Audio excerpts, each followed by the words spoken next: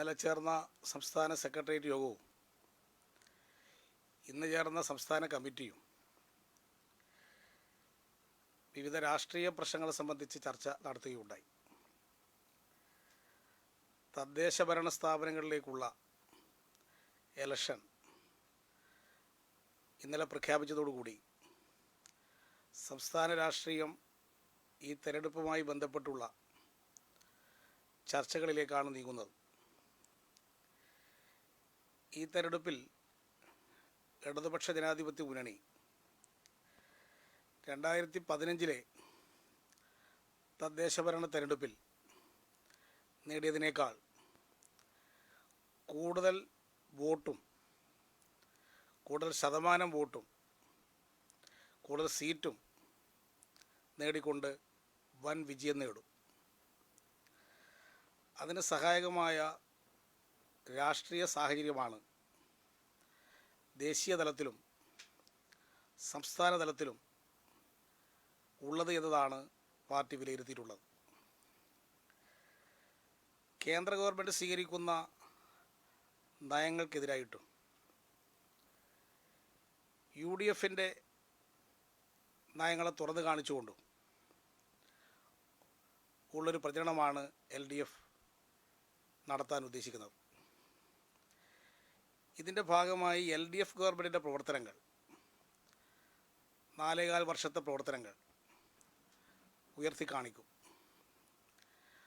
തദ്ദേശഭരണ സ്ഥാപനങ്ങളുടെ ഓരോ സ്ഥലത്തിലുമുള്ള LDFൻ്റെ പ്രവർത്തനങ്ങളും ഈ ഇലക്ഷനിൽ ജനങ്ങളുടെ മുമ്പിൽ അവതരിപ്പിക്കും. കേന്ദ്രത്തിലെ BJP ഭരണവും കേരളത്തിൽ നേരത്തെ ഉണ്ടായിരുന്ന UDFൻ്റെ 5 വർഷക്കാലത്തെ ഭരണവും ഇപ്പോഴത്തെ LDFൻ്റെ ഭരണവും തമ്മിൽ വിലയിരുത്താനുള്ള ഒരു പോരാട്ടമായിരിക്കും ഈ തദ്ദേശഭരണ സ്ഥാപന തെരഞ്ഞെടുപ്പ്. ദേശീയ തലത്തിൽ വന്നുകൊണ്ടിരിക്കുന്ന സംഭവ വികാസങ്ങൾ വളരെ പ്രധാനപ്പെട്ടതാണ്. BJPയുടെ സർക്കാർ ഭരണഘടനാനുസൃതമായിട്ടല്ല പ്രവർത്തിക്കുന്നത്.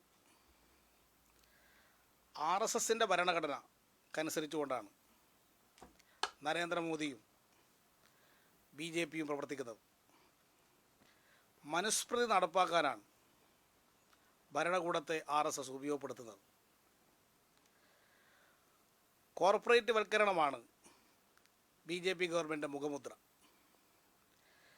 എല്ലാ മേഖലയിലും കോർപ്പറേറ്റ് വൽക്കരണം നടപ്പാക്കാൻ വേണ്ടിയാണ് വിവിധ തരത്തിലുള്ള നിയമങ്ങൾ പാർലമെൻറ്റ് ഭേദഗതി ചെയ്തുകൊണ്ടിരിക്കുന്നത്.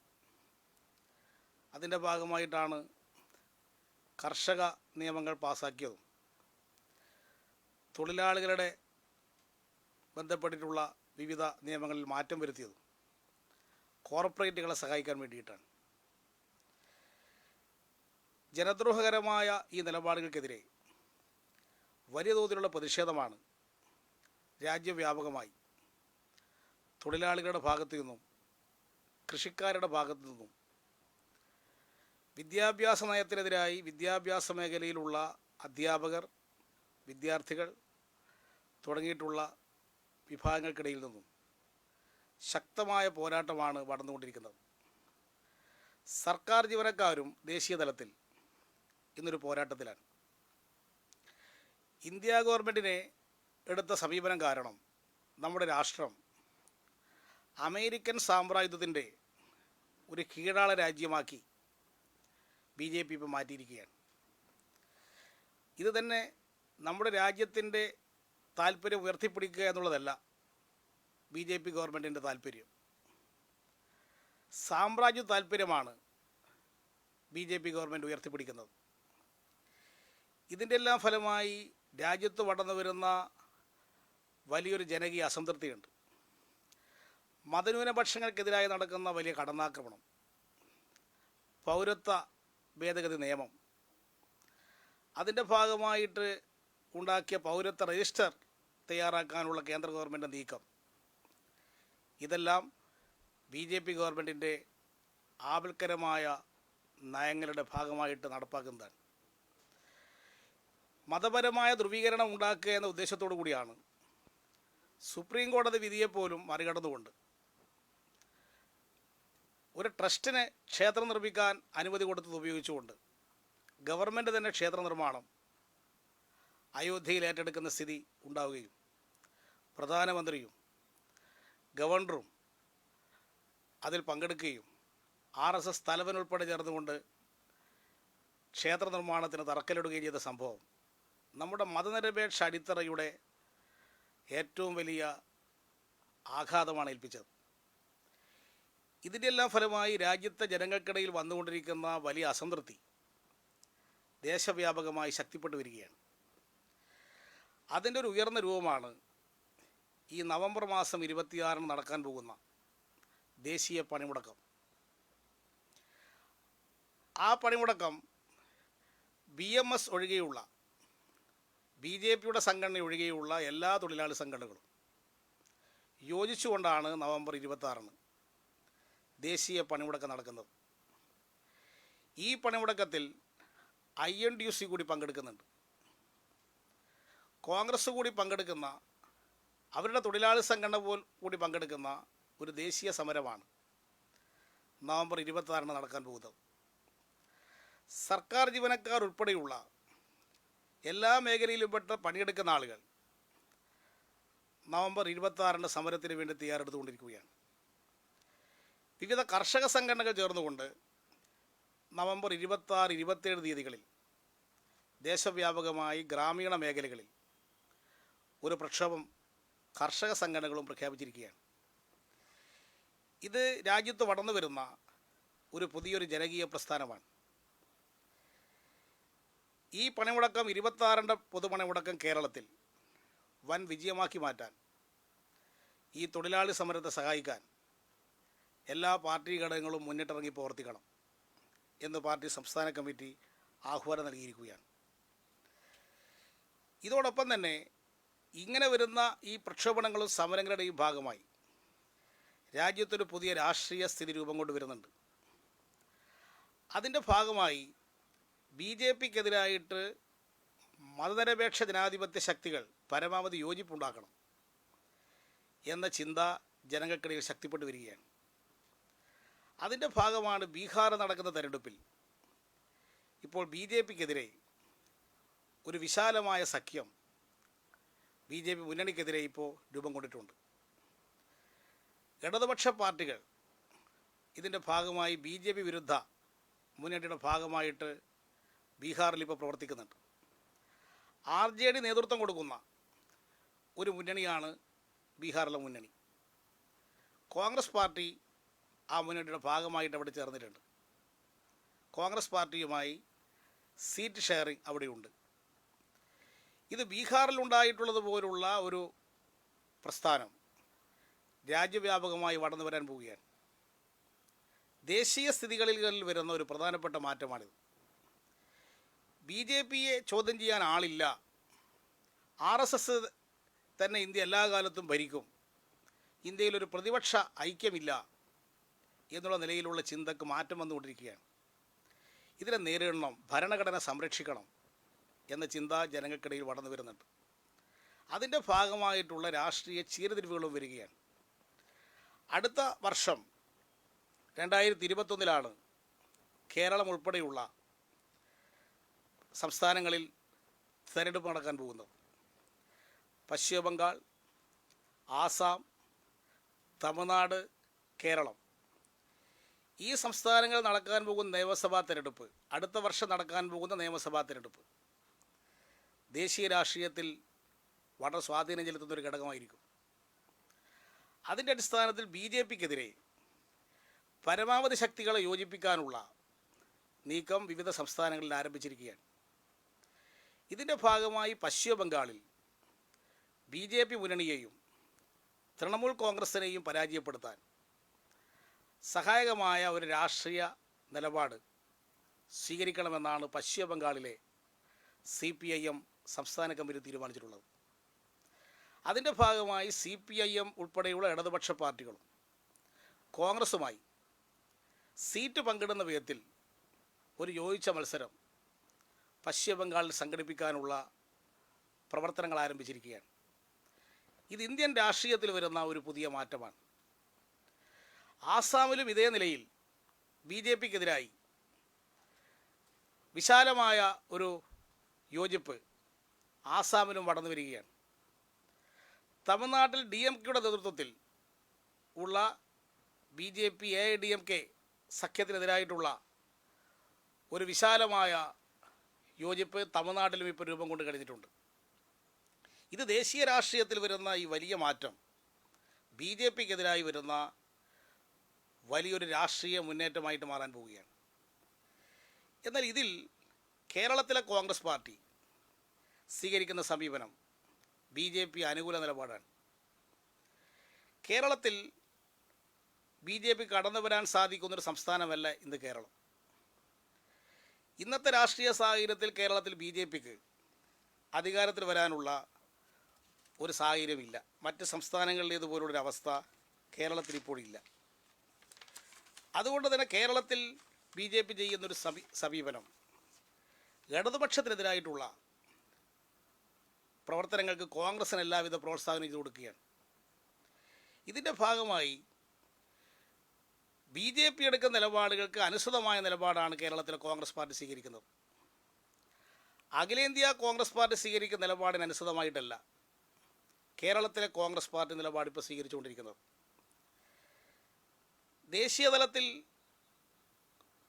BJP എടുക്കുന്ന പല നിലപാടുകൾക്കുമെതിരെ കോൺഗ്രസിൻ്റെ നേതൃത്വം പലപ്പോഴും പ്രതികരിക്കേണ്ടതായിട്ട് വരുന്നുണ്ട്. എന്നാൽ ആ പ്രതികരണത്തെ പോലും തള്ളിപ്പറയുന്നൊരു സമീപനം കേരളത്തിലെ കോൺഗ്രസ് സ്വീകരിക്കുന്നു. കോൺഗ്രസ് നേതൃത്വം അഖിലേന്ത്യാ നേതൃത്വത്തെ തള്ളിപ്പറയുന്ന നിലപാട് തന്നെ സ്വീകരിച്ചു. സോണിയാഗാന്ധി ഹിന്ദുസ്ഥാൻ ടൈംസിൽ ഒരു ലേഖനം എഴുതി. ആ ലേഖനത്തിൽ കേന്ദ്ര ഏജൻസികൾ ഉപയോഗിച്ചുകൊണ്ട് എങ്ങനെയാണ് പ്രതിപക്ഷത്തെ വേട്ടയാടുന്നത് എന്ന് സോണിയാഗാന്ധി ആ ലേഖനത്തിൽ സൂചിപ്പിച്ചു. അവർ വ്യക്തമായിട്ട് പറഞ്ഞു, രാഷ്ട്രീയ എതിരാളികളെ അമർച്ച ചെയ്യാൻ enforcement directorate, CBI, NIA, even narcotic bureau വരെ ഉപയോഗിച്ചുകൊണ്ട് രാജ്യവ്യാപകമായി BJP ഗവൺമെൻറ് സ്വീകരിക്കുന്ന ഇടപെടൽ സംബന്ധിച്ച് സോണിയാഗാന്ധി ആ ലേഖനത്തിൽ പ്രതികരിച്ചു. രാഹുൽ ഗാന്ധി കേരളത്തിൽ വന്ന സന്ദർഭത്തിൽ തന്നെ കേന്ദ്ര ഏജൻസികളുടെ ഇടപെടലുകൾക്കെതിരായിട്ട് ശക്തമായ പ്രതികരണം ഉണ്ടായി. പക്ഷേ ഈ നിലപാടിൻ്റെ കൂടെയല്ല കേരളത്തിലെ കോൺഗ്രസ് നേതൃത്വം നിന്നത്. ആ നിലപാടിനെ തള്ളിപ്പറഞ്ഞു. അതിന് കാരണം രാഹുൽ ഗാന്ധിയുടെ പ്രതികരണം വന്നപ്പോൾ തന്നെ BJPയുടെ സംസ്ഥാന സെക്രട്ടറി MT രമേശ് ചോദിച്ചു, കേരളത്തിലെ കോൺഗ്രസ് രാഹുൽ ഗാന്ധി പറഞ്ഞ നിലപാടിൻ്റെ കൂടെയാണോ, അതല്ല ഇതുവരെ നമ്മൾ തമ്മിൽ ഒന്നിച്ച് പറഞ്ഞുകൊണ്ടിരിക്കുന്ന കാര്യത്തിൻ്റെ കൂടെയാണോ? ഉടനെ തന്നെ പ്രതിപക്ഷ നേതാവിൻ്റെ പ്രതികരണമാണ് ഉണ്ടായത്. അത് കേന്ദ്ര നേതൃത്വം ദേശീയ തലത്തിലുള്ള കാര്യം പറഞ്ഞാൽ മതി, ഇവിടെ വന്ന് കാര്യങ്ങൾ ഇടപെടേണ്ട, ഇവിടെ ഞങ്ങളുണ്ട് എന്ന് പറയുന്ന സ്ഥിതിയുണ്ടായി. ദേശീയ തലത്തിൽ പ്രവർത്തിക്കുന്നൊരു പാർട്ടിയുടെ സംസ്ഥാന ഘടകത്തിന് ഇങ്ങനെ പറയാൻ സാധിക്കുമോ? അങ്ങനെ പറയുന്ന നിലയിലേക്ക് കേരളത്തിലെ കോൺഗ്രസ് നേതൃത്വം എത്താൻ കാരണം എന്താണ്? അവർക്ക് വിധേയത്വം ഹൈക്കമാൻഡിനോടല്ല, അവർക്ക് വിധേയത്വം ഇപ്പോൾ BJPയോടാണ്. ഇത്തരമൊരു രാഷ്ട്രീയ നിലപാട് കേരളത്തിൽ സ്വീകരിക്കുന്നത് അപകടകരമായൊരു നില ഈ സംസ്ഥാനത്ത് രൂപം കൊള്ളും. വലതുപക്ഷത്തെ ഏകീകരിപ്പിക്കാനുള്ള ഉദ്ദേശത്തോടു കൂടിയാണ് ഇത്തരത്തിലുള്ള നീക്കങ്ങൾ ഇവിടെ ആരംഭിച്ചിട്ടുള്ളത്. ഇതേ സ്ഥിതിയായിരുന്നു പശ്ചിമ ബംഗാളിൽ സ്വീകരിച്ച സമീപനം. 2011 വരെ പശ്ചിമ ബംഗാളിൽ ഇടതുപക്ഷ ഗവൺമെൻറ്റായിരുന്നു. 2011 നിയമസഭാ തെരഞ്ഞെടുപ്പിൽ പശ്ചിമ ബംഗാളിൽ ഇടതുപക്ഷ മുന്നണിയെ തോൽപ്പിക്കാൻ ഒരു മഹാസഖ്യമുണ്ടാക്കി. തൃണമൂൽ കോൺഗ്രസ്, കോൺഗ്രസ്, RSS, മാവോയിസ്റ്റുകൾ, ഇങ്ങനെയുള്ള എല്ലാ ഇടതുപക്ഷ വിരുദ്ധന്മാരെയും യോജിപ്പിച്ചുകൊണ്ടൊരു മഹാസഖ്യം പശ്ചിമ ബംഗാളിൽ ഉണ്ടാക്കി. ബുദ്ധദേവ് ഭട്ടാചാര്യയുടെ നേതൃത്വത്തിലുണ്ടായിരുന്ന ഗവൺമെൻറ്റിനെ അധികാരം നിന്ന് പുറത്താക്കാൻ ഇടതുപക്ഷം തോറ്റു. തൃണമൂൽ കോൺഗ്രസ് വലിയ ശക്തിയായി അധികാരത്തിൽ വന്നു. തൃണമൂൽ കോൺഗ്രസും കൂടി ഭരണം പങ്കിട്ടു. കുറച്ച് കഴിഞ്ഞപ്പോൾ തൃണമൂൽ കോൺഗ്രസും തമ്മിൽ തെറ്റി. തൃണമൂൽ കോൺഗ്രസിൻ്റെ മാത്രം ഭരണമായി.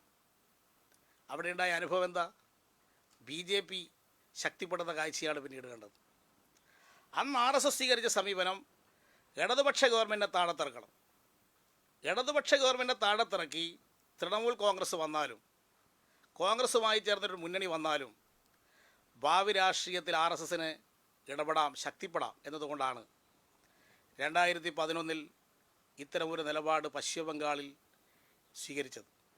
അതിൻ്റെ കൂടെ അന്ന് കോൺഗ്രസ് നിന്നു. അതിനിപ്പോൾ പശ്ചിമ ബംഗാളിൽ കടുത്ത വില കോൺഗ്രസ്സിന് കൊടുക്കേണ്ടി വന്നില്ലേ? അന്ന് അവിടെ സ്വീകരിച്ചതുപോലുള്ള നിലപാട് ഇവിടെ ഇടതുപക്ഷ താഴത്തിറക്കാൻ RSSുമായി ചേർന്നുകൊണ്ട് BJPയുമായി ചേർന്നുകൊണ്ട് നടത്തുന്ന ഈ കള്ളക്കളി ഇവിടെ ഉണ്ടാക്കാൻ പോകുന്നത് ഭാവിയിൽ BJPക്ക് കടന്നു വരാനുള്ള അവസരം കോൺഗ്രസ് ഇവിടെ സൃഷ്ടിച്ചു കൊടുക്കുകയാണ്. ഈ നിലപാടിനെ തുറന്നു കാണിച്ചുകൊണ്ട് ഉള്ള ശക്തമായ പ്രചരണങ്ങൾ സംഘടിപ്പിക്കേണ്ടതൊരു ഘട്ടമാണിത്. ഇത് മതനിരപേക്ഷ അടിത്തറ തകർക്കും കോൺഗ്രസ് സ്വീകരിക്കുന്ന ഈ നിലപാട്. RSSന് കേരള രാഷ്ട്രീയത്തിൽ ഇടപെടാനുള്ള അവസരം ഉണ്ടായിക്കൊടുക്കും. ഈ നിലപാടിനെ ചെറുക്കേണ്ടതായിട്ടുണ്ട് എന്നാണ് പാർട്ടി വിലയിരുത്തിയിട്ടുള്ളത്. പശ്ചിമ ബംഗാളിന് ശേഷം ത്രിപുരയിൽ കഴിഞ്ഞ നിയമസഭാ തെരഞ്ഞെടുപ്പിൽ ഇടതുപക്ഷം തോറ്റു. ഇടതുപക്ഷത്തെ തോൽപ്പിക്കാൻ എല്ലാവരും അവിടെ ഒത്തുകൂടി. പക്ഷേ അവിടെ അധികാരത്തിൽ വന്നത് BJPയാണ്. ത്രിപുരയിൽ BJP അധികാരത്തിൽ വന്നതിന് ശേഷം നരേന്ദ്രമോദി പറഞ്ഞു, ചെറിയ സംസ്ഥാനമാണ് ത്രിപുരയെങ്കിലും ഇതൊരു പ്രത്യയശാസ്ത്രത്തിൻ്റെ വിജയമാണ് എന്ന് പറഞ്ഞുകൊണ്ട് CPMനെതിരെ ശക്തമായിട്ടുള്ള കടന്നാക്രമണം സംഘടിപ്പിച്ചു. ഇനി ഞങ്ങളുടെ ലക്ഷ്യം കേരളമാണെന്ന് പ്രഖ്യാപിച്ചു. ഇന്ന് കേരളത്തിലാണ് ഇടതുപക്ഷത്തിൻ്റെ ഒരു ഗവൺമെൻറ് ഉള്ളത്. ഈ ഗവൺമെൻറ്റിനെ കൂടി ഇല്ലാതാക്കി കേരളത്തിൽ ഇത്തരമൊരു ഗവൺമെൻറ് ഇല്ലാതാകുന്നതോടുകൂടി ഇന്ത്യയിൽ ഇടതുപക്ഷത്തിന് ഗവൺമെൻറ് ഇല്ലാത്തൊരു രാജ്യമാക്കി മാറ്റുക എന്നതാണ് കോർപ്പറേറ്റുകളുടെ തന്ത്രം.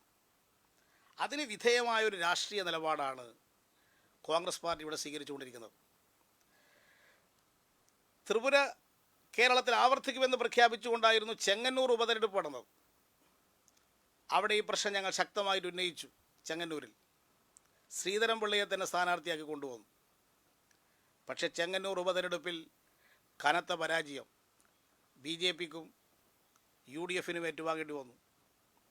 അവിടെ കോൺഗ്രസ് പ്രചരിപ്പിച്ചില്ലേ, ചെങ്ങന്നൂരിൽ ഇലക്ഷൻ നടക്കുന്നത് UDFും BJPയും തമ്മിലാണ് എന്ന് പ്രചരിപ്പിച്ച് ചെങ്ങന്നൂരിൽ ഒരു പ്രചാരവേല സംഘടിപ്പിച്ചില്ലേ? ഇടതുപക്ഷം 3-ാം സ്ഥാനത്താണെന്ന് പറഞ്ഞു ചെങ്ങന്നൂരിൽ. അവിടെയും ത്രിപുര ആവർത്തിക്കും എന്ന് പറഞ്ഞുകൊണ്ടായിരുന്നു ചെങ്ങന്നൂരിൽ ഉപതെരഞ്ഞെടുപ്പ് നടത്തിയത്. പക്ഷേ ആ തെരഞ്ഞെടുപ്പിൽ UDFനെയും BJPയും തോൽപ്പിച്ച് ഇടതുപക്ഷം വിജയിച്ചു. അപ്പോൾ ഇത് കേരളമാണ്. അവിടെ മറ്റ് പല സംസ്ഥാനത്തും ഉണ്ടായതുപോലുള്ള അതേപടി ആവർത്തിക്കാൻ കേരളത്തിൽ സാധിക്കുകയില്ല എന്നതിൻ്റെ മുന്നറിയിപ്പ് അന്ന് തന്നെ കേരളം നൽകിയതാണ്. പക്ഷേ ആ ശ്രമം അവർ ഉപേക്ഷിക്കുകയല്ല ചെയ്യുന്നത്.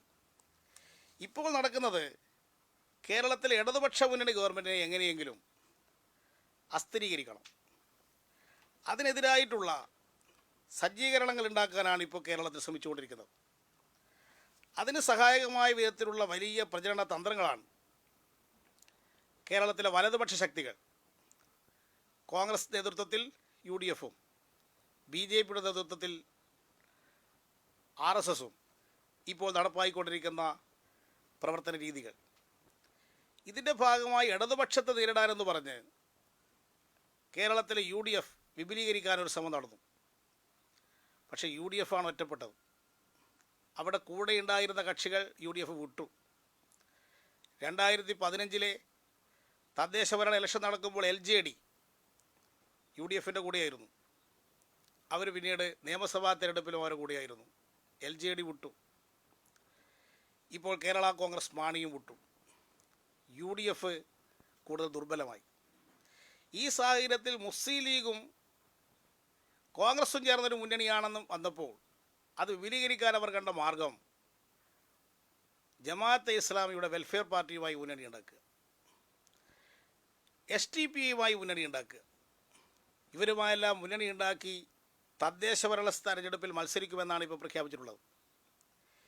ഈ നിലപാട് മുസ്ലിം സംഘടനകളെ ഏകോപിപ്പിച്ചുകൊണ്ട് ഒരു മതപരമായ ധ്രുവീകരണം ഉണ്ടാക്കി കേരളത്തിൽ ഇടപെടുന്ന ഈ കോൺഗ്രസിൻ്റെ നില ബി ജെ പിക്ക് കടന്നു വരാനുള്ള അവസരമാണ് ചെയ്തു കൊടുക്കുന്നത്.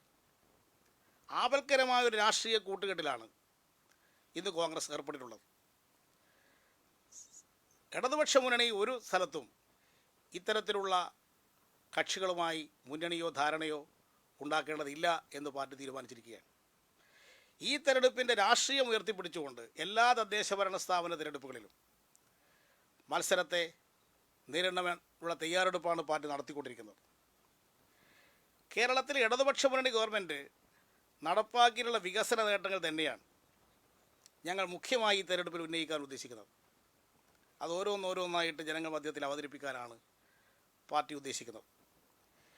നിയമസഭാ തിരഞ്ഞെടുപ്പിൻ്റെ കാലത്ത് നൽകിയ വാഗ്ദാനങ്ങൾ എത്രത്തോളം നടപ്പാക്കി അത് പരിശോധിക്കാനുള്ളൊരു അവസരമാണിത്. നിയമസഭാ ഇലക്ഷൻ്റെ ഘട്ടത്തിൽ 600 പദ്ധതികളാണ് LDF മാനിഫെസ്റ്റോയിൽ പ്രഖ്യാപിച്ചത്. അതിൽ 30 എണ്ണം ഒഴികെ ഭാഗികമായിട്ടോ പൂർണ്ണമായോ നടപ്പാക്കിയ കാര്യം 4 വർഷം പൂർത്തിയായപ്പോൾ പ്രോഗ്രസ് റിപ്പോർട്ടിൽ വ്യക്തമാക്കി. അതിനുശേഷം മുഖ്യമന്ത്രി 100 ദിവസങ്ങൾ കൊണ്ട് 100 പദ്ധതികൾ പ്രഖ്യാപിച്ചു. അതിൻ്റെ ഭാഗമായി ഇനിയിപ്പോൾ 20 പദ്ധതികൾ മാത്രമാണ് കഴിഞ്ഞ LDF മാനിഫെസ്റ്റോയിൽ പ്രഖ്യാപിച്ച പദ്ധതികൾ നടപ്പാക്കാൻ ബാക്കിയുള്ളത്. ഇപ്പോൾ കോവിഡ് പശ്ചാത്തലത്തിൽ പരിമിതിക്കുള്ളിൽ നിന്നുകൊണ്ട് പ്രഖ്യാപിച്ച ആ പ്രഖ്യാപനങ്ങൾ ഓരോന്നോരോന്നായി ഗവൺമെൻറ് നടപ്പാക്കിക്കൊണ്ടിരിക്കുകയാണ്. പ്രഖ്യാപിച്ച കാര്യങ്ങൾ നടപ്പാക്കാൻ കഴിയും എന്ന് ഗവൺമെൻറ് തെളിയിച്ചു. അതാണ് 100 ദിനം കൊണ്ട് പ്രഖ്യാപിച്ച 100 പദ്ധതികൾക്കുണ്ടായിട്ടുള്ള അനുഭവം എന്ന് ഇപ്പോൾ ജനങ്ങൾക്ക് വ്യക്തമായി. എന്തെല്ലാം കോലാഹലങ്ങളും വിമർശനങ്ങളും ഉണ്ടായിട്ടും പദ്ധതികളൊന്നും ഗവൺമെൻറ് ഉപേക്ഷിച്ചില്ല. പ്രഖ്യാപിച്ച കാര്യങ്ങളെല്ലാം നടപ്പാക്കാൻ LDF ഗവൺമെൻറ് കഴിയും. UDF അസാധ്യമായത് ഈ ഗവൺമെൻറ് സാധ്യമാക്കും എന്ന് LDF ഗവൺമെൻറ് തെളിയിക്കാൻ സാധിച്ചു. ഇപ്പോൾ പെരുമാറ്റച്ചട്ടം ഇന്നലെ നിലവിൽ വന്നതുകൊണ്ട് ഈ പ്രഖ്യാപിച്ച കാര്യങ്ങൾ അതേ സന്ദർഭത്തിൽ തന്നെ നടപ്പാക്കാൻ ചില പദ്ധതികൾ സാധിച്ചില്ല എന്ന് വരും. പക്ഷേ ഇന്നലെ വരെയുള്ള അനുഭവം പരിശോധിച്ച് നോക്കിയാൽ പ്രഖ്യാപിച്ച കാര്യങ്ങൾ ഓരോന്നായി നടപ്പാക്കിക്കൊണ്ടാണ് ജനങ്ങളുടെ പിന്തുണ നേടാൻ LDF ഗവൺമെൻറ് ശ്രമിച്ചിട്ടുള്ളത്. ഒരു ബദൽ നയം നടപ്പാക്കാനാണ് LDF ഗവൺമെൻറ് മുഖ്യമായി ഈ ഘട്ടത്തിൽ ശ്രമിച്ചിട്ടുള്ളത്. ആ ബദൽ നയങ്ങൾ മുഖ്യമായി സാമൂഹ്യനീതി ഉറപ്പുവരുത്തുന്നതിന് വേണ്ടിയുള്ള നയങ്ങളായിരുന്നു. സ്ത്രീകൾ, മത്സ്യത്തൊഴിലാളികൾ, പട്ടികജാതി പട്ടികവർഗ വിഭാഗങ്ങൾ, ട്രാൻസ്ജെൻഡറുകൾ ഇവരുടെ പ്രശ്നങ്ങൾക്ക് പ്രത്യേക പരിഗണന കൊടുത്തു. അങ്ങനെ സാമൂഹ്യനീതി ഉറപ്പുവരുത്താൻ ഇടപെട്ടൊരു സർക്കാരാണ്. സ്വകാര്യവൽക്കരണത്തിനെതിരായ നിലപാട് സ്വീകരിച്ചു. കോർപ്പറേറ്റ് വൽക്കരണത്തിനെതിരായിട്ടുള്ളൊരു ബദൽ നിലപാട് സ്വീകരിച്ചു. ഇതാണ് ഇടതുപക്ഷ മുന്നണി ഗവൺമെൻറ്റിനെ മറ്റ് ഗവൺമെൻറ്റുകളിൽ നിന്ന് വേർതിരിച്ച് നിർത്തിയിട്ടുള്ളൊരു പ്രധാനപ്പെട്ട ഘടകം. കോർപ്പറേറ്റ് നയങ്ങളെ ഗവൺമെൻറ് ചെറുത്തു. വർഗീയ ശക്തികൾക്കെതിരായ ഉറച്ച നിലപാട് സ്വീകരിച്ചു. അതുകൊണ്ടാണ് ഈ ഗവൺമെൻറ്റിനെ തകർക്കാൻ നടത്തുന്ന വലതുപക്ഷത്തിൻ്റെ ശ്രമങ്ങൾക്ക് കോർപ്പറേറ്റുകൾ എല്ലാ പിന്തുണയുമായി ഇപ്പോൾ രംഗത്തിറങ്ങിയിട്ടുള്ളത്. അതെല്ലാ കാര്യങ്ങളും ഇപ്പോൾ ഇതിൻ്റെ ഭാഗമായി വിശദീകരിക്കാൻ സമയമില്ല എന്നതുകൊണ്ട് ഞാൻ അതിലേക്ക് പോകാൻ ഉദ്ദേശിക്കുന്നില്ല. ഇപ്പോൾ എല്ലാ കാര്യങ്ങളും വ്യക്തമായി കഴിഞ്ഞിരിക്കുകയാണ്. പക്ഷേ ഇപ്പോൾ നടക്കുന്ന ഒരു പുതിയ അവസ്ഥ, കേരളത്തിൽ നടക്കുന്ന ഇത്തരം പദ്ധതികൾ തകർക്കാൻ ആസൂത്രിതമായിട്ട് കൊണ്ടുള്ള ചില ഇടപെടലുകൾ നടന്നുകൊണ്ടിരിക്കുകയാണ്. അതിൻ്റെ ഭാഗമായിട്ടാണ് സംസ്ഥാന ഗവൺമെൻറ് പല പദ്ധതികളും അന്വേഷിക്കാൻ എൻഫോഴ്സ്മെൻറ്റ് ഡയറക്ടർ ഇപ്പോൾ തയ്യാറായിരിക്കുന്നത്. എൻഫോഴ്സ്മെൻറ്റ് ഡയറക്ടറേറ്റിനെ ഉപയോഗിച്ചുകൊണ്ട് ഇവിടെ എല്ലാ പദ്ധതികളെ കുറിച്ചും അന്വേഷണം നടത്താനുള്ള നിലപാട് കേന്ദ്ര ഗവൺമെൻറ് സ്വീകരിച്ചത്, ED സ്വീകരിച്ചത് വികസന പദ്ധതികളെ തടസ്സപ്പെടുത്താനാണ്. കേരളത്തിൽ ഏറ്റവും കൂടുതൽ വികസന പദ്ധതികൾ നടക്കുന്നു എന്ന് വന്നപ്പോൾ ഇത് LDFന് അനുകൂലമായൊരു പ്രതികരണം സൃഷ്ടിക്കുമെന്ന് കണ്ടപ്പോഴാണ് ഈ തകർക്കാനുള്ള നീക്കങ്ങൾ ആരംഭിച്ചിരിക്കുന്നത്. ഇപ്പം അന്വേഷിക്കാൻ വേണ്ടി എൻഫോഴ്സ്മെൻറ്റ് ഡയറക്ടറേറ്റ് തീരുമാനിച്ചിരിക്കുന്ന കാര്യങ്ങൾ പുറത്തു വന്നപ്പോഴാണ് എങ്ങനെയാണ് ED പ്രവർത്തിക്കുന്നത് എന്നുള്ള കാര്യം വ്യക്തമാകുന്നത്. സ്മാർട്ട് സിറ്റി പദ്ധതി അതിനെക്കുറിച്ച് അന്വേഷിക്കണമെന്നാണ്. സ്മാർട്ട് സിറ്റി പദ്ധതി എൻഫോഴ്സ്മെൻറ്റ് ഡയറക്ടറേറ്റ് അന്വേഷിക്കേണ്ട എന്ത് പ്രശ്നമാണ് ഇവിടെ ഉണ്ടായത്? അതിൻ്റെ ഭാഗമായി എന്തെങ്കിലും തെറ്റായ കാര്യങ്ങൾ നടന്നു എന്നുള്ള പരാതിയുണ്ടോ?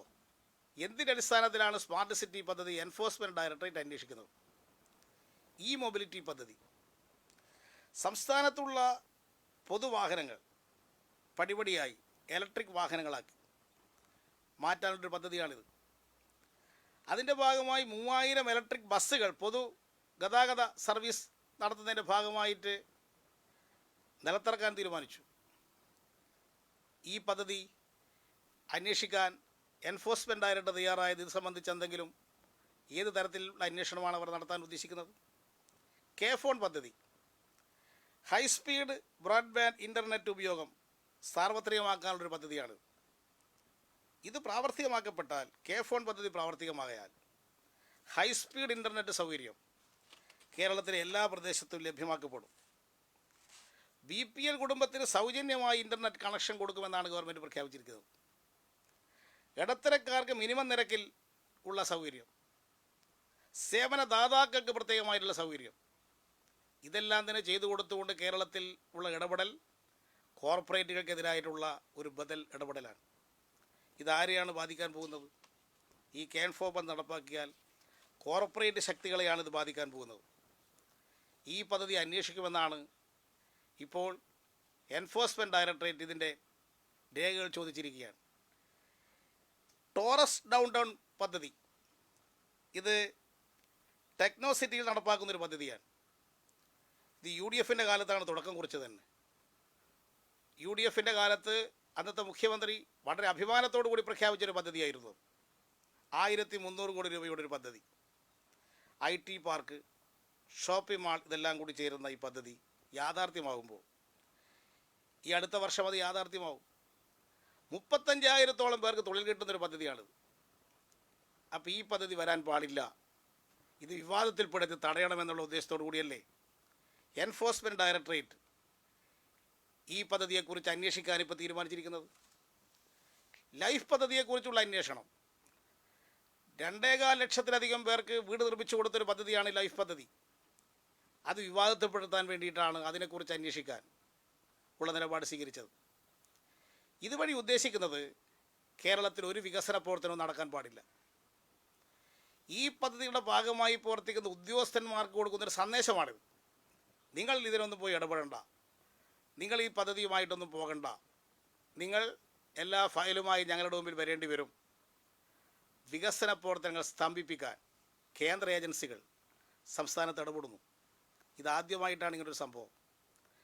ഇത്തരം പദ്ധതികളെ സംബന്ധിച്ച് പരിശോധിക്കാനുണ്ടെങ്കിൽ അത് പരിശോധിക്കേണ്ടത് കൺട്രോളർ ആൻഡ് ഓഡിറ്റർ ജനറലാണ്, ഭരണഘടനാ സ്ഥാപനമാണ് CAG. ആ കൺട്രോളർ ആൻഡ് ഓഡിറ്റർ ജനറലുടെ അധികാരം അത് എൻഫോഴ്സ്മെൻറ്റ് ഡയറക്ടറേറ്റ് ഏറ്റെടുക്കാൻ എൻഫോഴ്സ്മെൻറ്റ് ഡയറക്ടറേറ്റിന് എന്താണ് അധികാരമുള്ളത്? ഇത്തരത്തിലുള്ള നിലപാടുകൾ സ്വീകരിക്കുന്നത് കേരളത്തിൽ LDF ഗവൺമെൻറ് കാലത്ത് ഒരു വികസന പദ്ധതി നടപ്പാൻ പാടില്ല എന്ന രാഷ്ട്രീയമായ ഉദ്ദേശമാണ് BJPയുടെ ഉദ്ദേശം നടപ്പിലാക്കാൻ വേണ്ടിയിട്ടാണ്. ഇവിടുത്തെ LDF ഗവൺമെൻറ്റിന് ഇപ്പോൾ അട്ടിമറിക്കാൻ കഴിയില്ല എന്നവർക്ക് ബോധ്യമായി. കാരണം ഈ ഗവൺമെൻറ്റിനെ മാറ്റാനൊന്നും ഇപ്പോൾ കഴിയില്ല. അതുകൊണ്ട് ഗവൺമെൻറ്റിനെ അട്ടിമറിച്ച് മറ്റ് സംസ്ഥാനങ്ങൾ ഇടപെടുന്ന പോലെ ഇടപെടുന്നതിന് പകരം ഇവിടെ വികസന പ്രവർത്തനങ്ങൾ സ്തംഭിപ്പിക്കുക എന്ന ലക്ഷ്യത്തോടു കൂടിയാണ് കേന്ദ്ര ഏജൻസികളെ കേരളത്തിൽ ഉപയോഗപ്പെടുത്തിക്കൊണ്ടിരിക്കുന്നത്. കേന്ദ്ര ഏജൻസികൾ രാഷ്ട്രീയമായി ഇടപെടുന്നത് ഇപ്പോൾ വ്യാപകമായി ചർച്ച ചെയ്യപ്പെടുന്ന സ്ഥിതി രാജ്യത്ത് വന്നു കഴിഞ്ഞു. എന്നാൽ കേന്ദ്ര ഏജൻസികളുടെ അന്വേഷണം എങ്ങനെയാണ് ഉപയോഗപ്പെടുത്തുന്നത്? അതെല്ലാം തന്നെ BJPയുടെ താല്പര്യത്തിനനുസരിച്ചാണ് ഉപയോഗപ്പെടുത്തുന്നത്. ഇപ്പം മധ്യപ്രദേശിലെ ഏറ്റവും വലിയൊരു കുംഭകോണമായിരുന്നു വ്യാപം കുംഭകോണം. എത്രയോ വിവരങ്ങൾ അതുമായി ബന്ധപ്പെട്ട് പുറത്തു വന്നു.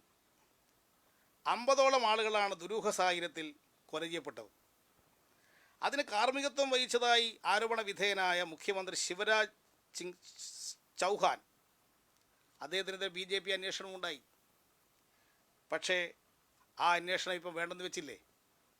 BJPയുടെ ആവശ്യപ്രകാരം ആ അന്വേഷണം മരവിപ്പിച്ചു. CBI അന്വേഷണം ഇപ്പം വേണ്ടെന്ന് വെച്ചു. പശ്ചിമ ബംഗാളിലെ ശാരദ ചിറ്റ് ഫണ്ട് കുംഭകോണം, അതിലെ പ്രതിയായിരുന്നു മുഗൾ റോയ്. എത്ര ആവേശത്തോടു കൂടിയായിരുന്നു എൻഫോഴ്സ്മെൻറ്റ് ഡയറക്ടറേറ്റ് മുഗൾ റോയിയെ ഇതിനായി നടപടി സ്വീകരിച്ചത്. എത്ര വലിയ വാർത്തയായിരുന്നു രാജ്യത്ത് ഇ ഡിയുടെ ഇടപെടൽ, മുഗൾ റോയ്ക്കെതിരായിട്ടുള്ള ഇടപെടൽ. പക്ഷേ ഒരു ദിവസം രാവിലെ മുഗൾ റോയ് ബി ജെ പിയിൽ ചേർന്നു. അതോടുകൂടി ആ അന്വേഷണം മരവിപ്പിച്ചു. ഇതാണ് കേന്ദ്ര ഏജൻസികൾ നടത്തുന്ന അന്വേഷണത്തിൻ്റെ രീതി. രമേശ് പൊക്രൈൻ നിശാഗ് ഉത്തരാഖണ്ഡ് മുഖ്യമന്ത്രിയായിരുന്നു. അദ്ദേഹത്തിനെതിരെ ഭൂമി കുംഭകോണം കേസുണ്ടായി. CBI അന്വേഷണ ഉത്തരവിട്ടു. എന്നാൽ പിന്നീട് അദ്ദേഹം എന്തായി? കേന്ദ്ര മനുഷ്യവിഭവ വകുപ്പ് മന്ത്രിയായി മാറുന്ന സ്ഥിതിയല്ലേ ഉണ്ടായത്. BJPയുടെ ഭാഗമായി മാറിയതോടുകൂടി അന്വേഷണം വേണ്ടെന്ന് വെച്ചു. മഹാരാഷ്ട്രയിലെ മുൻ ശിവസേന നേതാവ് നാരായണ റാണെ, അദ്ദേഹത്തിനെതിരെ അന്വേഷണം ഉണ്ടായില്ലേ? പക്ഷേ റാണെ ഉടനെ BJP ചേർന്നു. BJPയുടെ രാജ്യസഭാംഗമായി. ആ അന്വേഷണം എവിടെ പോയി? നാരായൺ റാണ BJP ചേർന്നതോടുകൂടി അന്വേഷണം പോയില്ലേ? പൊതുതെരഞ്ഞെടുപ്പിന് മുമ്പ് ഒറീസയിലെ ബിജു ജനതാദൾ മന്ത്രിമാർക്കെതിരായിട്ട് ആരോപണങ്ങളുണ്ടായി. നവീൻ പട്നായക് പാർലമെൻറ്റിൽ കേന്ദ്ര ഗവൺമെൻറ്റിനെ പിന്തുണച്ചു. നവീൻ പട്നായക് പിന്തുണച്ചതോടുകൂടി ആ മന്ത്രിസഭയിൽ അംഗങ്ങൾക്കെതിരായുള്ള അന്വേഷണം വേണ്ടെന്ന് വെച്ചു. രാഷ്ട്രീയ ആവശ്യത്തിന് വേണ്ടി എങ്ങനെയാണ് ഇത് ഉപയോഗിക്കുന്നത് എന്നതിൻ്റെ തെളിവല്ലേ ഇത്? ഹേമന്ത് വിശ്വശർമ്മ കോൺഗ്രസ് നേതാവായിരുന്നു. ലൂയി ബർഗൻ കേസിലെ പ്രതി. ഭൂമി ജല ഇടപാടുമായി ബന്ധപ്പെട്ട കുംഭകോണം. ശർമ്മ BJP ചേർന്നു. അതോടുകൂടി ആ അന്വേഷണം വേണ്ടെന്ന് വെച്ചില്ലേ? ഇതിനു വേണ്ടിയാണ്, രാഷ്ട്രീയ അട്ടിമറിക്ക് വേണ്ടിയാണ് BJP ഗവൺമെൻറ് ഇത്തരം അന്വേഷണ ഏജൻസികൾ ഉപയോഗിക്കുന്നത്. ഇങ്ങനെയുള്ള എത്ര സംഭവങ്ങളുണ്ടായി രാജ്യത്ത്. റോബർട്ട് വധേരയുടെ കേസ് ED എത്ര പ്രാവശ്യമാണ് ചോദ്യം ചെയ്തത്? എന്തിനായിരുന്നു? റോബർട്ട് വധേരയ്ക്കെതിരായി കേസുണ്ടാക്കി അതിൻ്റെ ഭാഗമായി പ്രചരണ കോലാഹലം സംഘടിപ്പിച്ച് ആ അന്വേഷണം എന്തിനു വേണ്ടി ഇപ്പോൾ എവിടെ എത്തിയത്? ഇപ്പോൾ ആരും അതിനെപ്പറ്റി അനങ്ങുന്നില്ല. അപ്പോൾ ആ ഘട്ടത്തിൽ ഒരു രാഷ്ട്രീയ ആവശ്യത്തിന് വേണ്ടി ഉപയോഗിച്ചതായിരുന്നു ആ അന്വേഷണം എന്നുള്ള കാര്യം വ്യക്തമായില്ലേ? ചിദംബരത്തിനെതിരായിട്ടുള്ള അന്വേഷണം, റോബർട്ട് വധേര, DK ശിവകുമാർ, ഇവരെയൊക്കെ എൻഫോഴ്സ്മെൻറ്റ് ഡയറക്ടറേറ്റ് കസ്റ്റഡിയിൽ വെക്കുകയും ചോദ്യം ചെയ്യുകയും ജയിലിലടക്കുകയും ചെയ്തു. ഇത് രാഷ്ട്രീയമായ പകപോക്കലാണെന്ന് കോൺഗ്രസ് ആരോപിച്ചു. റോബർട്ട് വധേരയ്ക്കെതിരായ അന്വേഷണം, ഇതെല്ലാം രാഷ്ട്രീയ പകപോക്കലായിട്ടാണ് കോൺഗ്രസ് അന്ന് ആക്ഷേപിച്ചിരുന്നത്. ഇങ്ങനെയുള്ള അന്വേഷണങ്ങളെല്ലാം നടത്തുന്നത് കോൺഗ്രസിന് ദേശീയ തലത്തിലുള്ള നിലപാട് ഇതായിരിക്കുമ്പോൾ കേരളത്തിലെ കോൺഗ്രസിൻ്റെ നിലപാട് മറ്റൊന്നാണ്. പഞ്ചാബിലെ മുഖ്യമന്ത്രിക്കെതിരായിട്ട് ഇന്നലെ എൻഫോഴ്സ്മെൻറ്റ് ഡയറക്ടറേറ്റ് നോട്ടീസ് കൊടുത്തു. പക്ഷേ ആ നിലപാടിനെ കോൺഗ്രസ് ശക്തമായി എതിർത്തു. പക്ഷേ കേരളത്തിലെ കോൺഗ്രസ് നിലപാടെന്താ? അവിടുത്തെ നിലപാടല്ല ഇവിടുത്തെ നിലപാടെന്ന് പറഞ്ഞ് നിലപാടെടുക്കുകയല്ലേ ചെയ്യുന്നത്. മഹാരാഷ്ട്രയിൽ നവനിർമ്മാൺ സേനാ നേതാവ് രാജ് താക്കറെ തെരഞ്ഞെടുപ്പിൽ BJPക്കെതിരെ പ്രചരണം നടത്തി. ഉടനെ അദ്ദേഹത്തിനെതിരായി ED ഉദ്യോഗസ്ഥന്മാരുടെ നടപടി ഉണ്ടായില്ലേ? മധ്യപ്രദേശ് മുഖ്യമന്ത്രി കമൽനാഥിൻ്റെ മരുമകനെ അറസ്റ്റ് ചെയ്തു. ED റെയ്ഡ് നടത്തി, വീട് റെയ്ഡ് ചെയ്തു. മഹാരാഷ്ട്രയിൽ ശരത് പവാറിൻ്റെ അനന്തരവൻ അജിത് പവാറിനെ ബാങ്ക് കുംഭകോണ കേസിൽ അന്വേഷണം നടത്തി. ഇങ്ങനെ എത്ര ആൾക്കെതിരായിട്ടുള്ള അന്വേഷണങ്ങളും നടപടികളും ഇപ്പോൾ ഇതിൻ്റെ ഭാഗമായിട്ട് നടന്നിട്ടുണ്ട്. അത്തരം സംഭവങ്ങളെ ഉണ്ടായ സന്ദർഭത്തിലെടുത്ത അവിടുത്തെ നിലപാടല്ല കേരളത്തിലെ കോൺഗ്രസ് ഇവിടെ സ്വീകരിച്ചുകൊണ്ടിരിക്കുന്ന നിലപാടെന്നുള്ള കാര്യം ഇപ്പോൾ വ്യക്തമായില്ലേ? അന്വേഷണ ഏജൻസികളാണെങ്കിൽ അവർക്ക് കിട്ടുന്ന വിവരങ്ങളെന്ന് പറഞ്ഞുകൊണ്ട് മാധ്യമങ്ങൾക്ക് പല വാർത്തകളും അവർ തന്നെ കൊടുക്കുന്നു. പ്രതികളുടെ മൊഴി എന്ന് പറഞ്ഞുകൊണ്ട് മാധ്യമങ്ങൾക്ക് കൊടുക്കുന്നു. കോടതി പറയുന്നു ഇത്തരം മൊഴികളൊന്നും കൊടുക്കാൻ പാടില്ല. പക്ഷേ അന്വേഷണ ഏജൻസി ഈ മൊഴികൾ കൊടുത്ത് രാഷ്ട്രീയ ചർച്ചകൾ സംഘടിപ്പിക്കുന്നു. ഈ അന്വേഷണ ഏജൻസികൾ നടത്തുന്ന അന്വേഷണമാണെങ്കിലോ BJPയുടെ മുഖപത്രം, അതിൽ വരുന്ന വാർത്തകളെ അടിസ്ഥാനമാക്കിയിട്ടാണ് അന്വേഷണ ഏജൻസി അന്വേഷണം നടത്തുന്നത്. ആ വാർത്തകൾ മലയാളത്തിലുള്ള അതെല്ലാം തന്നെ ഇംഗ്ലീഷിലാക്കി അത് കോടതിയിൽ അവതരിപ്പിച്ച് ഞങ്ങൾക്ക് ഇന്ന കാര്യങ്ങളൊക്കെ അന്വേഷിക്കാനുണ്ട് എന്ന് കോടതിക്ക് കൊടുക്കുന്ന റിപ്പോർട്ട് തന്നെ BJPയുടെ പത്രത്തിൽ വരുന്ന വാർത്തകളെ അടിസ്ഥാനമാക്കിയിട്ടാണ്. അപ്പോൾ അന്വേഷണത്തിൻ്റെ ഗതി തീരുമാനിക്കുന്നത് BJPയാണ്. അന്വേഷണ ഏജൻസികൾ എങ്ങനെ പ്രവർത്തിക്കണമെന്ന് തീരുമാനിക്കുന്നത് കേന്ദ്ര ഗവൺമെൻറ് നയിക്കുന്ന രാഷ്ട്രീയ പാർട്ടികളാണ്. ഇതിൻ്റെ ഭാഗമായിട്ടാണ് കേരളത്തിലും ഇപ്പോൾ അന്വേഷണ ഏജൻസികൾ ഉപയോഗപ്പെടുത്തിക്കൊണ്ടിരിക്കുന്നത്. കേരളത്തിലെ രാഷ്ട്രീയത്തിൽ ഇടപെടാൻ വേണ്ടിയിട്ടാണ് അന്വേഷണ ഏജൻസികൾ കേരളത്തിലിപ്പോൾ തെലങ്കും വനങ്കും പ്രവർത്തിക്കുന്നത്. എന്നാൽ ഒരു കൂട്ടം മാധ്യമങ്ങളാണെങ്കിൽ ഈ അന്വേഷണ ഏജൻസികൾ കൊടുക്കുന്നതിനെ മഹത്വവൽക്കരിച്ചുകൊണ്ട് അവതരിപ്പിക്കുകയും അത് വിശ്വസനീയമാണെന്ന് സ്ഥാപിക്കാൻ വേണ്ടിയിട്ടുള്ള കൊണ്ടുപിടിച്ച പ്രചാരപരകളാണ് നടക്കുന്നത്. എന്നാൽ ഇതേ എൻഫോഴ്സ്മെൻറ്റുകാർ കേരളത്തിൽ വേറെ ചിലയാളെ ചോദ്യം ചെയ്തിട്ടുണ്ട്. ഇബ്രാഹിം കുഞ്ഞ് ചോദ്യം ചെയ്തില്ലേ?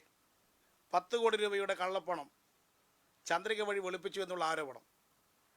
അതിൽ എന്തെങ്കിലും ED ചോർത്തിക്കൊടുത്ത് വാർത്തകളുണ്ടാക്കാൻ ഏതെങ്കിലും മാധ്യമങ്ങൾ ശ്രമിച്ചിട്ടുണ്ടോ?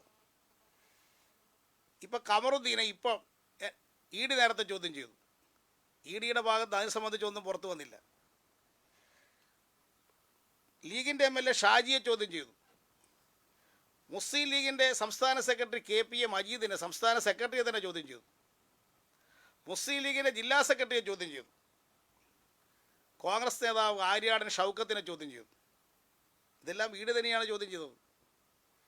പക്ഷെ അതിനുമായി ബന്ധപ്പെട്ടുള്ള വാർത്തകളൊന്നും EDക്കാർ ചോർത്തിക്കൊടുക്കുകയോ ഇടപെടുകയോ ചെയ്യില്ല. അപ്പോൾ രാഷ്ട്രീയ നിലയിലാണ് എൻഫോഴ്സ്മെൻറ്റ് ഡയറക്ടറേറ്റ് ആയാലും ഈ കേന്ദ്ര ഏജൻസികളായാലും പ്രവർത്തിക്കുന്നുള്ളതിൻ്റെ ഏറ്റവും വലിയ തെളിവല്ലേ ഇത്? അവർക്ക് ഉദ്ദേശിച്ച കാര്യങ്ങൾ മാത്രമേ അന്വേഷിക്കാൻ തയ്യാറുള്ളൂ. CBI ആണെങ്കിൽ ടൈറ്റാനിയം കേസ് 1 വർഷമായിട്ട് കേന്ദ്ര ഗവൺമെൻറ്റിൻ്റെ ഏജൻസി അന്വേഷിക്കണം, CBI അന്വേഷിക്കണമെന്ന് പറഞ്ഞ കേസ് അന്വേഷണം തന്നെ ഏറ്റെടുക്കാൻ തയ്യാറല്ല. കാരണം അതിൽ പ്രതികൾ UDF നേതാക്കന്മാരാണ്. CBI അന്വേഷിക്കേണ്ടത് ആരെക്കുറിച്ചാണ്? ഉമ്മൻചാണ്ടിയെക്കുറിച്ച് അന്വേഷിക്കണം, വിജിലൻസ് ചാർജ് ചെയ്ത കേസിലെ പ്രതിയാണ്. ഇബ്രാഹിം കുഞ്ഞിനെക്കുറിച്ച് അന്വേഷിക്കണം, അദ്ദേഹം പ്രതിയാണ്. ചെന്നിത്തലയെക്കുറിച്ച് അന്വേഷിക്കണം, അദ്ദേഹവും വിജിലൻസ് ചാർജ് ചെയ്ത കേസിലെ പ്രതിയാണ്. ഇവരാണ് പ്രതികൾ എന്നതുകൊണ്ട് അന്വേഷിക്കാൻ കേരളത്തിൽ തയ്യാറല്ല. അപ്പോൾ കേരളത്തിലെ BJPയും കോൺഗ്രസും തമ്മിലുള്ള ഒത്തുകളിയുടെ ഭാഗമായിട്ടാണ് ഈ കേസ് അന്വേഷിക്കാത്തത്. മാറാട് കേസ് അന്വേഷണം CBI ഏറ്റെടുത്തിട്ട് 4 കൊല്ലമായി. ഒരാളെ ചോദ്യം ചെയ്തു, പിന്നീട് ചോദ്യം ചെയ്യലുമില്ല, അന്വേഷണവുമില്ല. 4 കൊല്ലമായിട്ട് അന്വേഷണമില്ല. മാറാട് കേസിൻ്റെ അന്വേഷണം മരവിപ്പിച്ചു. UDFും BJPയും തമ്മിലുള്ള ഒത്തുകളിയുടെ ഭാഗമായിട്ടല്ലേ ആ മാറാട് കേസിൻ്റെ അന്വേഷണം മരവിപ്പിച്ചിരിക്കുന്നത്? ഇപ്പോൾ കേരളത്തിൽ ഗവൺമെൻറ്റിനെ എങ്ങനെ അസ്ഥിരീകരിക്കാമെന്നുള്ള നിലയിൽ വിവിധ ഏജൻസികൾ കേരളത്തിൽ ഇടപെട്ടുകൊണ്ടിരിക്കുകയാണ്. KT ജലീലിനെ ഇടയ്ക്കിടെ വിളിപ്പിക്കുക, മുഖ്യമന്ത്രിയുടെ ഓഫീസിലുള്ള അഡീഷണൽ പ്രൈവറ്റ് സെക്രട്ടറി രവീന്ദ്രനെ വിളിപ്പിക്കുക. ഇത് ഗവൺമെൻറ്റിനെ എതിരായിട്ടുള്ള ബോധപൂർവമായ നീക്കത്തിന് വേണ്ടിയാണ് എൻഫോഴ്സ്മെൻറ്റ് ഡയറക്ടറേറ്റും കേന്ദ്ര ഗവൺമെൻറ് ഏജൻസികളും ഈ സംസ്ഥാനത്ത് പ്രവർത്തിച്ചുകൊണ്ടിരിക്കുന്നത്. അതിൻ്റെ ഭാഗമായിട്ടാണ് അന്വേഷണം എന്ന് പറഞ്ഞുകൊണ്ട് ഇപ്പോൾ നടന്നുകൊണ്ടിരിക്കുന്ന നീക്കങ്ങളെല്ലാം ഗവൺമെൻറ്റിൻ്റെ പ്രവർത്തനങ്ങളെ തകിടം മറിക്കാനും അതിനെ ദുർബലപ്പെടുത്താനുമുള്ള നീക്കത്തിൻ്റെ ഭാഗമാണ്. അന്വേഷണ ഏജൻസികൾക്ക് ന്യായമായിട്ട് പ്രവർത്തിക്കാം.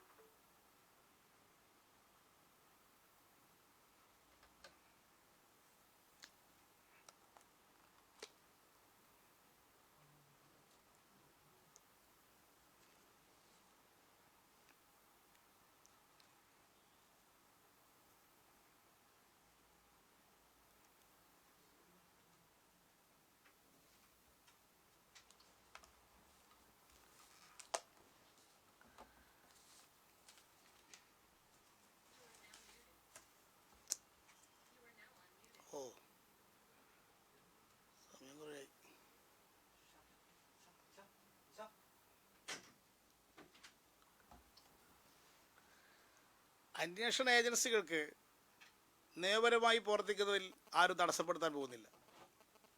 അന്വേഷണ ഏജൻസികളുമായി നിയമപരമായി നടത്തുന്ന എല്ലാ അന്വേഷണവുമായും സഹകരിക്കുന്നൊരു സമീപനമാണ് ഇവിടെ ഗവൺമെൻറ് സ്വീകരിച്ചിട്ടുള്ളത്. എന്നാൽ അന്വേഷണ ഏജൻസികൾ നിയമവിരുദ്ധമായി പ്രവർത്തിച്ചാൽ അതിനെ നിയമപരമായി ചോദ്യം ചെയ്യേണ്ടതായിട്ട് വരും, അതിനെ രാഷ്ട്രീയമായും എതിർക്കേണ്ടതായിട്ട് വരും. അന്വേഷണ ഏജൻസികൾ ഉപയോഗിച്ചുകൊണ്ട് കേന്ദ്ര ഗവൺമെൻറ് കേരളത്തിൻ്റെ വികസന പദ്ധതികളെ തകർക്കാനുള്ള നീക്കത്തെ തുറന്നു കാണിക്കണം. അതിൻ്റെ ഭാഗമായി വലിയൊരു പ്രക്ഷോഭണം ഈ കേരളത്തിൽ സംഘടിപ്പിക്കണമെന്നാണ് പാർട്ടി ഉദ്ദേശിക്കുന്നത്. ഇടതുപക്ഷ ജനാധിപത്യ മുന്നണിയുമായി ചർച്ച ചെയ്തുകൊണ്ട് ഘടകകക്ഷികളുമായി ആലോചിച്ച് അത്തരമൊരു പ്രക്ഷോഭണത്തെ സംബന്ധിച്ച് തീരുമാനമെടുക്കുന്നതാണ്. വലിയ ജനകീയ ഇടപെടൽ വഴി കേന്ദ്ര ഗവൺമെൻറ് ഇത്തരത്തിലുള്ള നിലപാടുകളെ തുറന്നു കാണിക്കണമെന്നാണ് പാർട്ടി ഉദ്ദേശിക്കുന്നത്. അതിനുള്ള തീയതിയും മറ്റും LDF ചർച്ച ചെയ്തുകൊണ്ട് സമരം ബഹുജന പ്രക്ഷോഭണം സംബന്ധിച്ചിട്ടുള്ള വികസന പ്രവർത്തനങ്ങൾ സ്തംഭിപ്പിക്കാനുള്ള കേന്ദ്ര ഗവൺമെൻറ് നിലപാടിനെതിരായിട്ടുള്ള ഒരു കൂട്ടായ്മ സംഘടിപ്പിക്കുന്നതായിരിക്കും. കേരളത്തിൽ അഴിമതിരഹിതമായൊരു ഭരണമാണ് LDF ഗവൺമെൻറ് കാഴ്ചവെച്ചുകൊണ്ടിരിക്കുന്നത്. UDFൻ്റെ കാലത്ത് ഇവിടെ ഏറ്റവും കൂടുതൽ അഴിമതി നിറഞ്ഞൊരു സംസ്ഥാനമായിരുന്നു. അതുമായി ബന്ധപ്പെട്ട് ഓരോ അന്വേഷണങ്ങളും ഇപ്പോൾ നടന്നുകൊണ്ടിരിക്കുകയാണ്. പ്രതിപക്ഷ നേതാവ് രമേശ് ചെന്നിത്തലയ്ക്കെതിരെ ഉയർന്നു വന്ന ആരോപണം, ബാർ കേസുമായി ബന്ധപ്പെട്ട് ബിജു രമേശ് ഉന്നയിച്ചിരിക്കുന്ന ആരോപണം, അത് വളരെ ഗൗരവമുള്ളതാണ്.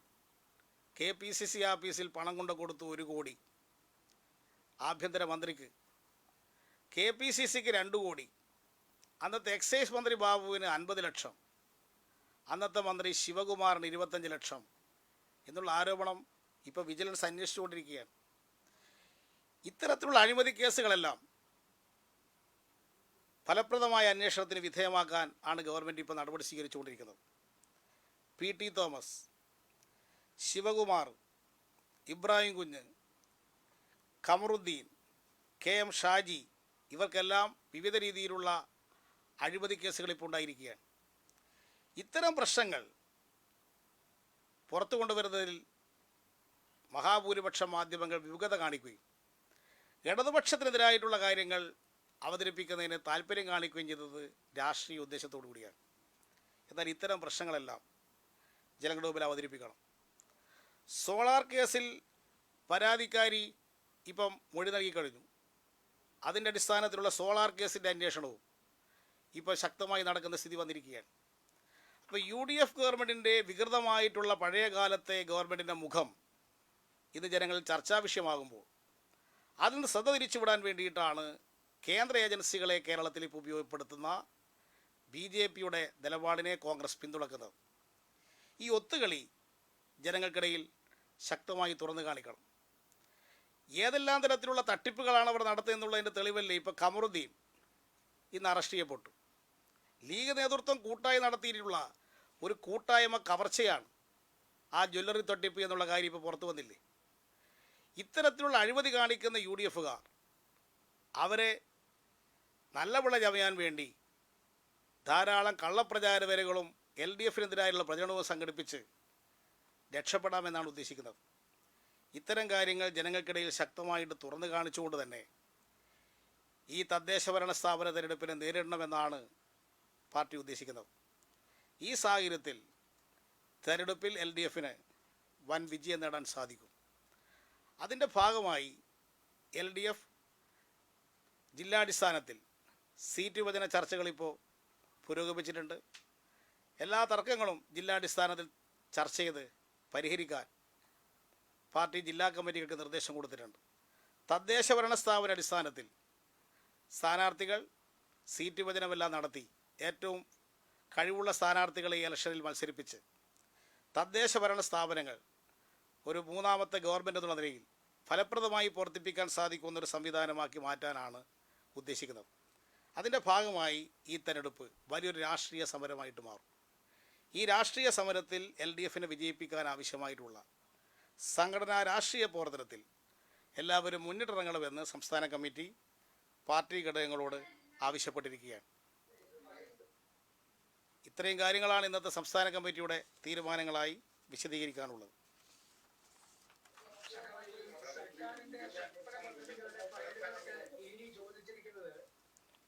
സംസ്ഥാനത്തിന്റെ വികസനം തടസ്സപ്പെടുത്താനും സർക്കാരിനെ സ്ഥിരപ്പെടുത്താനുമാണെന്ന് അങ്ങ് പറയുന്നു.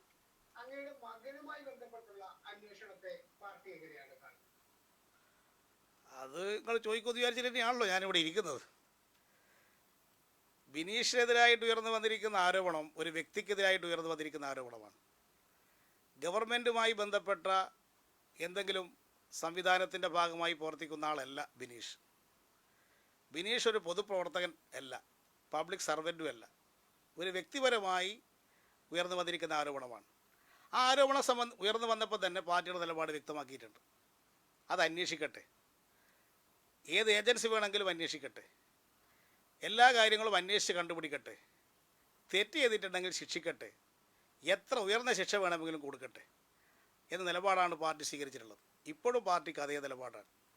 അപ്പോൾ പാർട്ടി എന്നുള്ള നിലയിൽ ആ പ്രശ്നത്തിൽ ഇടപെട്ടിട്ടില്ല, ഇപ്പോഴും ഇടപെടാൻ ഉദ്ദേശിക്കുന്നില്ല. അത് അന്വേഷണത്തിൻ്റെ വഴിക്ക് നടക്കട്ടെ. അതെല്ലാം അന്വേഷിച്ച് തെളിവുകളെല്ലാം കോടതിയിൽ സമർപ്പിക്കട്ടെ, കോടതി തീരുമാനിക്കട്ടെ.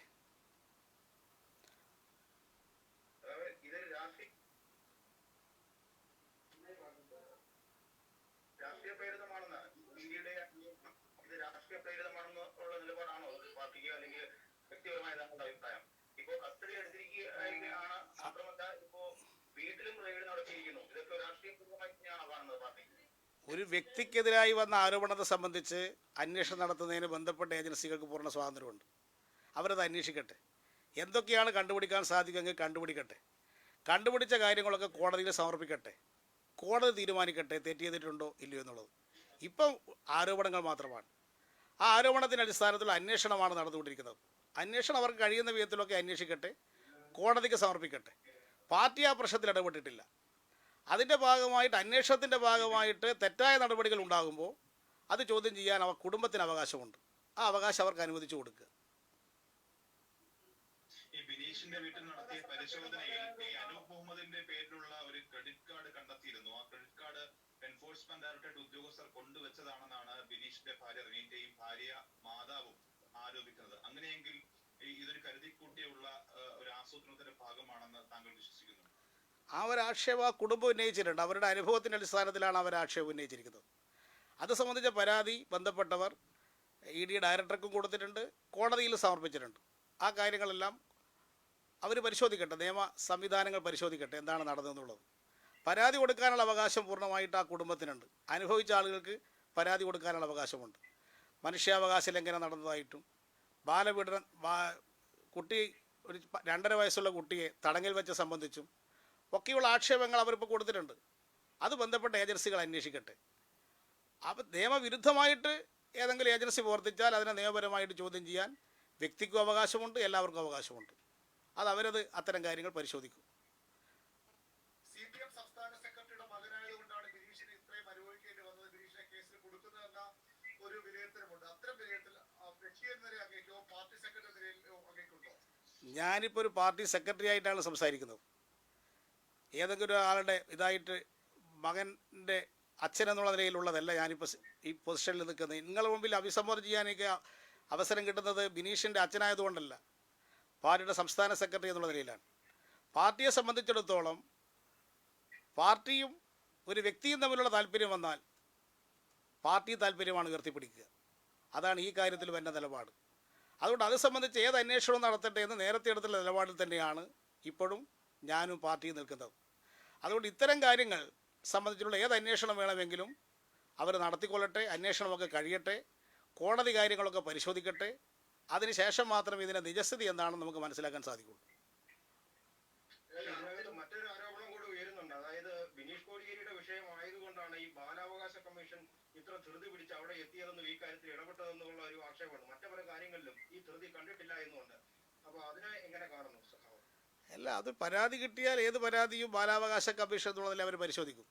ബിനീഷിൻ്റെ 2.5 വയസ്സുള്ള കുട്ടിയെ പീഡിപ്പിക്കാമെന്ന് എവിടെയെങ്കിലും നിയമമുണ്ടോ? ബിനീഷിൻ്റെ കുട്ടികളായതുകൊണ്ട് പീഡിപ്പിക്കാനുണ്ടോ? ഏതൊരു കുട്ടിയെയും പീഡിപ്പിക്കാൻ പാടില്ലല്ലോ. അപ്പോൾ അവർക്ക് ഒരു പരാതി ഉണ്ടെങ്കിൽ അത് കൊടുക്കാൻ അവർക്ക് അവകാശമുണ്ട്.